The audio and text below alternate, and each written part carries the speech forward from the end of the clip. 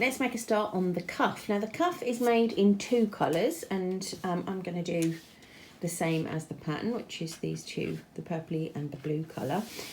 You can obviously use whatever colours you like, and they don't have to match. You can do some on one and some on another. Why not? But like I said, I'll be following the colours because I have literally no, not an original thought in my head, people, not an original thought. To start with, we're just going to put a round of double crochet around, just as we did at the top here, but just one round. It's kind of, you know, it's going to make that sort of stable foundation for us to do everything else into. And I'm going to do that with the purple. So let me just think about, so the cuff, so the palm, I'm going to sort of do the beginning and end in the sort of the palm side so that it hides any lumps and bumps. So I'm going to start off in this pink here, and like I said, just in the same way as we did before, make one round of double crochet, UK terminology. And again, in exactly the same way as we did before, I need to end up with 40 double crochet going around my glove. So that means 8 per square. So, you know, that's a nice and easy way to keep on track with the numbers. So off I go. I'll go all the way around, checking my stitch count as I go, and I'll see you when we get to the end. Okay, I've finished 40 double crochet, so I'm now going to close the round with a slip stitch into the top of the first stitch I made. It was a chain, wasn't it? But that's okay. And I'm not fastening off this colour yet. I'm going to move immediately into a round of half trebles. That's UK terminology. And I'm going to make 2 chain to bring my hook up to sort of a higher level. And my first half treble I'm going to make in the base of the stitch, or the chains, where the chains have just come out. I'm putting my first stitch in there. And I always manage to drop that somehow. Right, so there's the first one. And I'm going to work all the way around, making half trebles as I go. 1 into each of the doubles from the rounds before. Okay.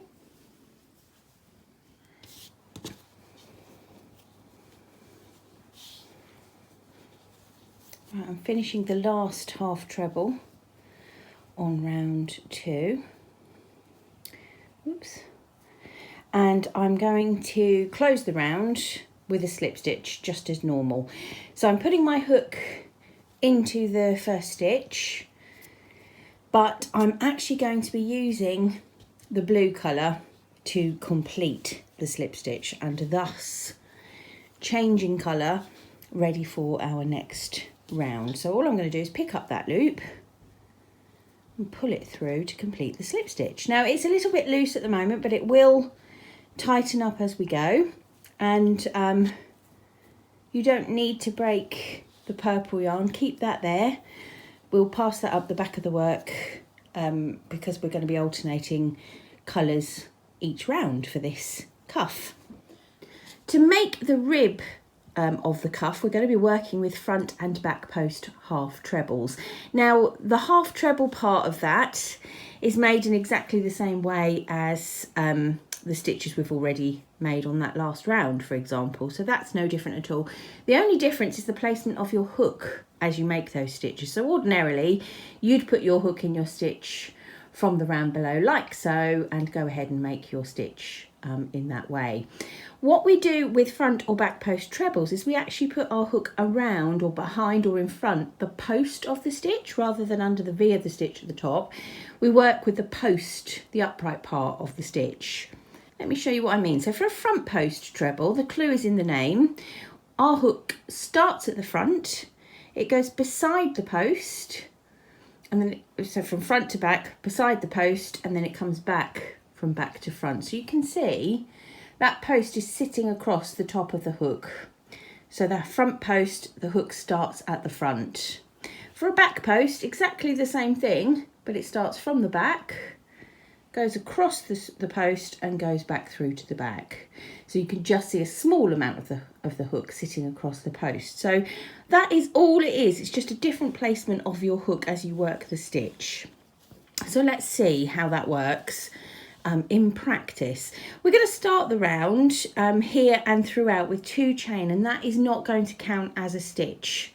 That's just to get our hook into the position we need it to be in. I've got yarn round ready to make a half treble, and I'm starting with a front post half treble. So as I said, that means my hook starts at the front of the work.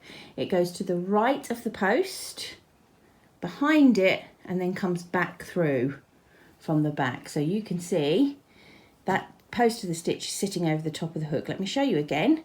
It goes to the right of the post, behind, and then back through to the front.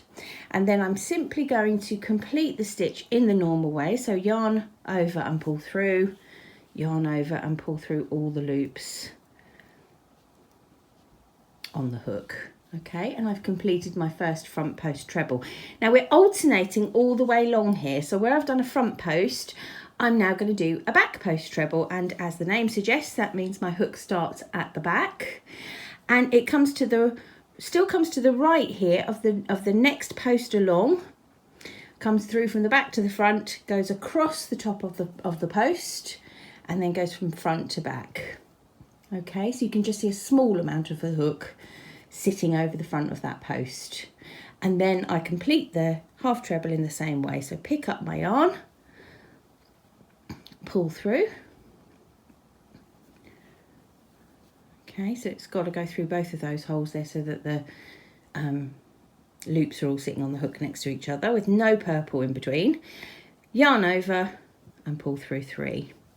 Okay, so that is a back post treble. It's a little tricky to see, but you can just about see it. And what you'll see is that the front post treble starts to kind of come forward from the work a bit, and the back post kind of pulls back a bit, and that will give you that lovely ribbed effect on your cuffs as you work. So let's do another pair. So yarn over, ready to make my half treble. I've got a front post this time, front post half treble. So my hook starts at the front, goes beside the post, goes behind the post, comes back to the front. Pick up my yarn over again and through all 3 to complete the half treble. There's the front post, the back post. Similar, but we've got yarn over ready to start again. This time we're coming from the back of the work through to the front, across the front of the post and through to the back. Picking up my yarn and coming through those 2 holes that we've just been through. Yarn over and complete. And that is how you work front and back post trebles all the way around for the first row. So this is row 3.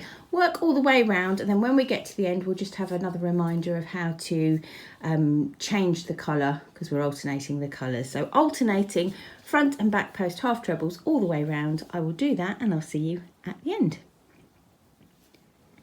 Right, I'm at the very end of the round and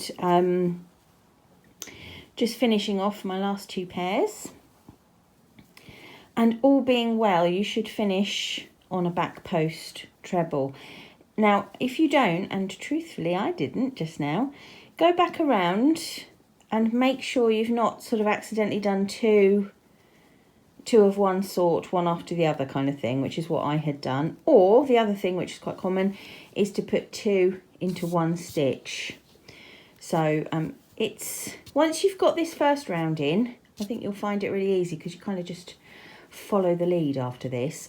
Right, now then, we're ready to go on the next round, and all I wanted to do was just show you colour change again, because I'm just going to carry the colour up from the back. Just don't pull it too tightly. I'm going to keep the blue coming to the left as I look at it, and bring the purple up over the top of it, like so.